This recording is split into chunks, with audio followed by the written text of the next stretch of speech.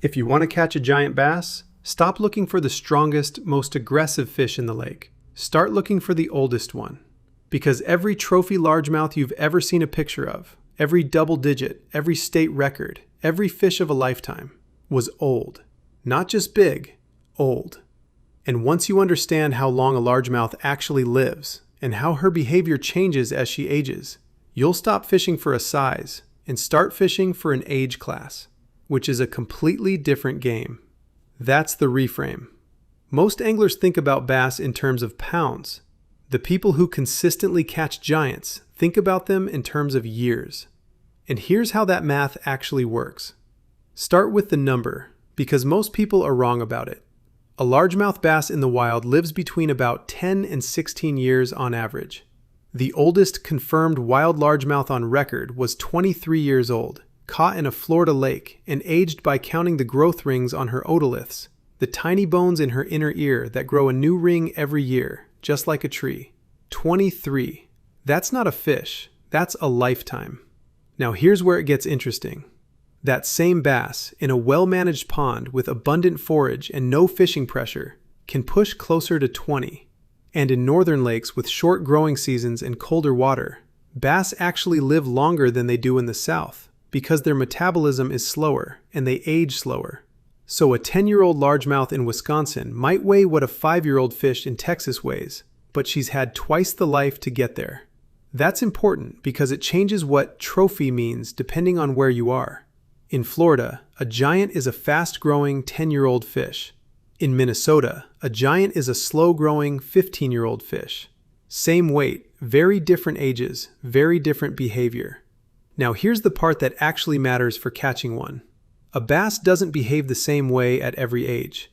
Her whole strategy changes as she gets older. And if you don't know that, you're fishing for a stage of her life she left behind 5 years ago. When a largemouth is 1 to 3 years old, she's aggressive, opportunistic, and stupid. She's small, usually under 3 pounds, and she eats almost anything. She's the fish you catch on a spinnerbait cranked through the middle of nowhere. She's the one that hits a topwater at noon in July. She's willing to make mistakes because she's still learning what's food and what isn't. These are the fish that fill the average angler's day. And they'll school up, chase bait, and hit reaction lures aggressively. 4 to 7 years is when a bass hits her prime aggression. She's 4 to 7 pounds, she knows what food is, and she's actively hunting. This is the age class that most tournament fish come from. She'll still make mistakes, but she's more selective. She's the one you catch on the right bait in the right spot on the right day. Then 8 years and up, something changes.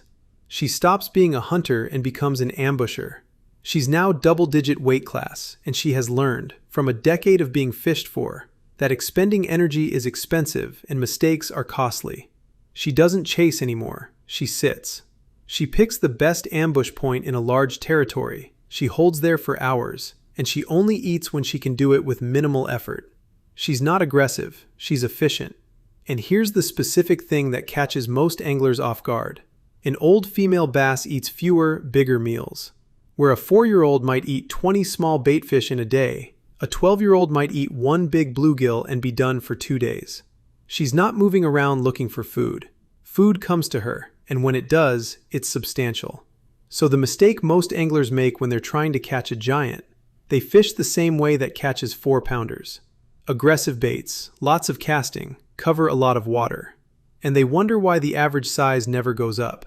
It's because they're fishing for 2 to 5-year-old bass all day. The 8+ fish is watching them from 30 feet away and never moves. Here's what to change if you want the old fish. First, slow way down. An old bass will not chase.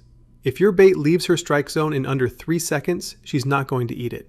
Slow-rolled swim baits, dead stick presentations, big worms fished on the bottom, jigs crawled painfully slowly across cover. These are old fish presentations. They give her time to decide, and time to move the small amount she's willing to move. Second, bigger baits. This is counterintuitive because most anglers assume big baits catch fewer fish. That's true, but the fish they do catch are older and bigger. An 8-inch swim bait or a 10-inch worm eliminates the 2 to 4 pound bass from your day almost entirely. Everything you catch is going to be older and larger. If your goal is a giant, cull the small fish from your bites on purpose. Third, fish the best spot in the area, not multiple mediocre spots. An old bass has claimed the single best piece of structure in her territory, and she's not sharing it. So instead of hitting 50 spots casually, hit one truly great spot with patience. The dominant laydown. The isolated boulder off a main lake point. The one big brush pile. Fish it for 30 minutes with slow, methodical presentations before you leave. That's how you find where she's actually holding. Now, the part that saves you from applying this wrong. When does this not apply? The big one is spawn season. Even old bass move up shallow and become temporarily catchable on aggressive presentations for a few weeks in spring. That's the one time of year when the old fish rules bend, because she's on the bed and defending territory instead of ambush hunting. Take advantage of that window if you can. The second exception is heavily stocked or heavily managed lakes. Florida strain bass in a well-managed reservoir can hit peak weight much faster than the general age classes suggest. Some of the biggest bass ever caught in California and Texas were relatively young by these numbers, because they grew so fast on abundant trout forage. Genetics and food can compress the timeline.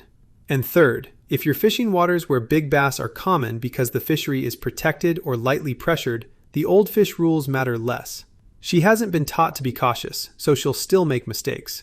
Most of us aren't fishing those waters, but they exist.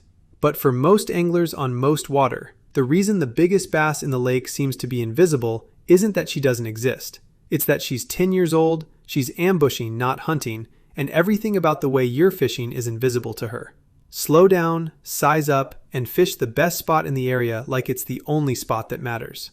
You're not fishing for size, you're fishing for age. That's the whole shift. Tell me in the comments, what's the oldest bass you think you've ever caught, and what did she hit? I'm curious how many of these giants came on slow, big, patient presentations versus lucky reaction bites.